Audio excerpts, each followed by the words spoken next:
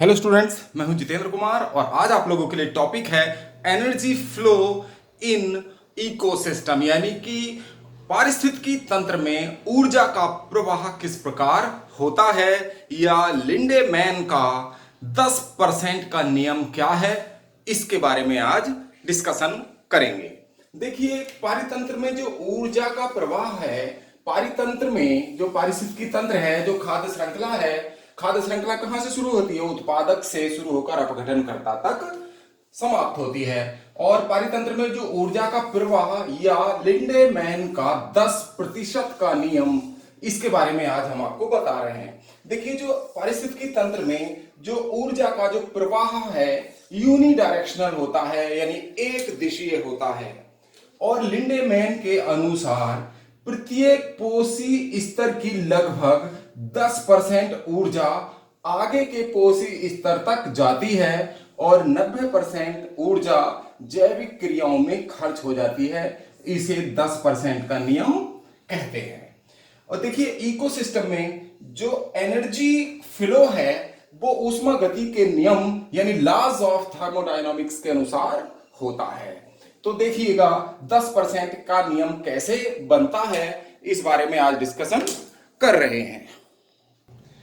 देखिए, इकोसिस्टम में जो सोलर एनर्जी है, सौर ऊर्जा है, वो भोजन के रूप में विभिन्न पोषी स्तरों तक, जो विभिन्न पोषी स्तर होंगे वहां तक पहुंचती है। और ऊर्जा का जो प्रवाह होता है यूनिडायरेक्शनल यानी एक दिशीय होता है, ये हम पहले बता चुके हैं। देखिए, सौर ऊर्जा है, तो जो सौर ऊर्जा है वो उत्पादक तक कितना 100%, मान लीजिए 100%, या इसको 100 किलो कैलोरी भी कह सकते हैं, इसको 100 किलो कैलोरी भी कह सकते हैं। लिंडमैन ने इसको किलो कैलोरी के रूप में प्रदर्शित किया।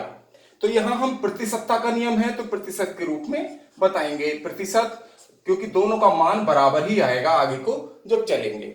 100% जो सौर ऊर्जा है, प्रकाश ऊर्जा, ये उत्पादक तो पृथ्वी पर आई, मतलब जो सौर ऊर्जा आती है उस 100% का केवल 10% ही ये पौधे यूज करते हैं। हरे पेड़ पौधे ही सौर ऊर्जा का उपयोग करते हैं। 10% उपयोग करेंगे यानी यूज करेंगे, और बाकी जो 90% है वो 90% एनर्जी को क्या करेंगे? रिफ्लेक्ट कर देंगे, यानी कि परावर्तित कर देंगे। ये 90% एनर्जी क्या हो जाएगी? लॉस हो जाएगी।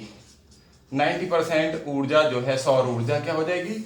लॉस हो जाती है, रिफ्लेक्टेड हो जाती है, परावर्तित हो जाती है, या विभिन्न बायोलॉजिकल प्रोसेसेस में यानी कि जैविक क्रियाओं में खर्च हो जाती है। इसको ऐसे भी कह सकते हैं। अब ये जो 10% का, यहां पर 10% का 10%, मतलब अब प्रोड्यूसर ने 10% यूज की, यानी कि यहां पर कितनी यूज हुई? केवल 10 किलो कैलोरी। अगर हम किलो कैलोरी के अनुसार लिखें तो कितनी यूज हो गई? यहां 100 थी, तो इन्होंने कितनी यूज की? 10 किलो कैलोरी। अब इस 10 का भी 10% कितना हो गया?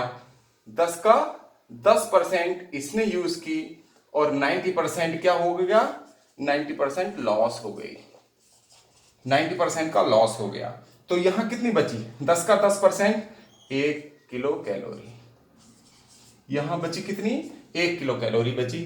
फिर अगले पोषी स्तर में प्राइमरी कंज्यूमर्स, ये मांसाहारी होते हैं, ये मतलब शाकाहारी होते हैं, जो उत्पादकों को यानी हरे पेड़ पौधों को खाते हैं। और जो दूसरा पोषी स्तर है ये हो गया, दूसरे पोषी स्तर में जाएगी, और फिर तीसरे पोषी स्तर में, ऐसे ही आगे को चलती जाती है 10% के हिसाब से। तो देखिएगा यहां पर जो एनर्जी है, अब इस 10 का ये कितना हो गया? इसका 1 किलो कैलोरी का 10% यहां यूज होगा, और 90% क्या होगी? लॉस हो जाएगी। यहां भी 90% लॉस हो जाएगी एनर्जी। तो यहां पर कितना बचता है? 0.1 किलो कैलोरी। मतलब इनके पास एनर्जी कितनी आती है? सौर ऊर्जा द्वितीयक उपभोक्ताओं के पास, सेकेंडरी कंज्यूमर्स के पास 0.1 यानी 0.1। अब 0.1 का 10% ये यूज करेंगे, और 90% ये फिर से लॉस करेंगे। 90% का लॉस। तो यहां कितनी बचती है? तृतीयक उपभोक्ताओं तक एनर्जी 0.01 किलो कैलोरी। तो इसी प्रकार आगे को अंतिम पोषण स्तर तक अपघटनकर्ताओं तक एनर्जी धीरे धीरे कम होती जाती है। इसी को हम 10% लॉ कहते हैं। 10% नियम यानी कि 10% का नियम कहा जाता है लिंडेमैन का। यानी कि सौर ऊर्जा जब 100% इधर आई तो इसका 90% लॉस हो जाएगी, 10% प्रोड्यूसर यूज करेंगे। 10% का 10% यूज ये करेंगे यानी 1, तो ये और उसके बाद 90% लॉस हो जाएगी। इसका 90% यहां लॉस हो जाएगा और 10% ये यूज करेंगे। इसी प्रकार 10% जो ऊर्जा है सौर ऊर्जा भोजन के रूप में पहले पोषी स्तर से अगले पोषी स्तर तक निरंतर घटती जाती है, आगे को बढ़ती जाती है। इसी को 10% का नियम कहते हैं। जो हाई स्कूल इंटरमीडिएट में अगर ये सवाल आ जाता है पारितंत्र में ऊर्जा का प्रवाह, तो आपको सिर्फ ये करना है। हाई स्कूल और इंटर के स्टूडेंट्स के लिए देखिए, सिर्फ यहां से जो लिंडरमैन ने ये नियम दिया ऊर्जा का प्रवाह, आप ये लिखेंगे और उसके बाद ये जो डायग्राम यहां से यहां तक इसको बनाएंगे, तो ये आपका ऊर्जा का प्रवाह कंप्लीट हो जाता है हाई स्कूल और इंटरमीडिएट के स्टूडेंट्स के लिए। लेकिन अब कंपटीशन की जो तैयारी कर रहे हैं जो स्टूडेंट्स, तो उनके लिए कुछ और तथ्य हमने रखे हैं, उनको भी समझ लीजिए। देखिए, जो इकोसिस्टम में जो एनर्जी फ्लो है वो उष्मागति के नियमानुसार होगा, यानी कि लॉज ऑफ थर्मोडायनामिक्स के अनुसार ही होता है। देखिए, पृथ्वी पर ऊर्जा का जो मुख्य स्रोत है वो सूर्य है, हम सभी जानते हैं। लेकिन जो सूर्य से प्राप्त ऊर्जा है, सोलर एनर्जी या सौर ऊर्जा, ये 100% धरती पर नहीं आती, क्योंकि इसमें लॉस हो जाता है इस एनर्जी का। और लॉस कैसे होगा? रिफ्लेक्शन द्वारा, परावर्तन द्वारा, स्कैटरिंग, प्रकीर्णन द्वारा, एब्जॉर्प्शन या अवशोषण द्वारा इस एनर्जी का लॉस हो जाता है।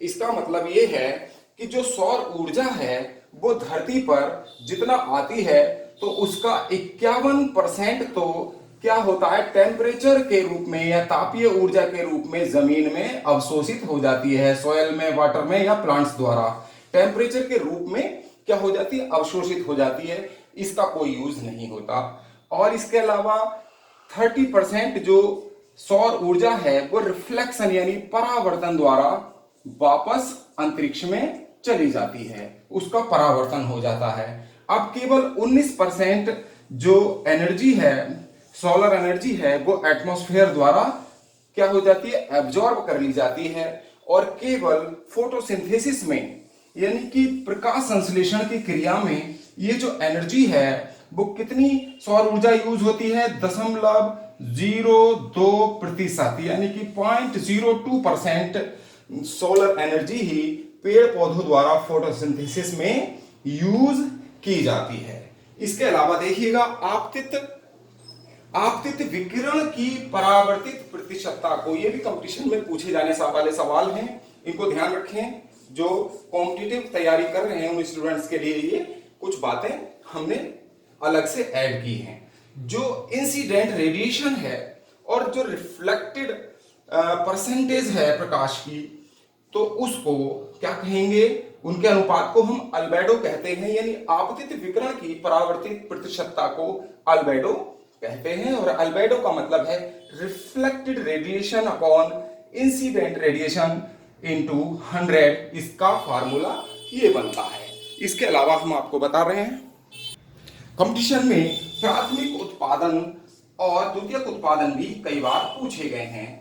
देखिए, फोटोसिंथेसिस, प्राथमिक उत्पादन यानी कि प्राइमरी प्रोडक्टिविटी किसे कहते हैं, फोटोसिंथेसिस के दौरान पौधों द्वारा जो संचित ऊर्जा है उसको प्राथमिक उत्पादन कहते हैं। और ऊर्जा संचय की दर को प्राथमिक उत्पादकता, प्राइमरी प्रोडक्टिविटी के नाम से जानते हैं। अब आता है, देखिए, द्वितीयक उत्पादन यानी कि सेकेंडरी प्रोडक्शन या सेकेंडरी प्रोडक्टिविटी किसे कहेंगे, तो जीवों की वृद्धि यानी कि जीवों की वृद्धि से या नए जीवों के पैदा होने से जो बायोमास बनता है उसे हम द्वितीयक उत्पादन या सेकेंडरी प्रोडक्टिविटी कहते हैं। आज ये टॉपिक यहीं समाप्त होता है।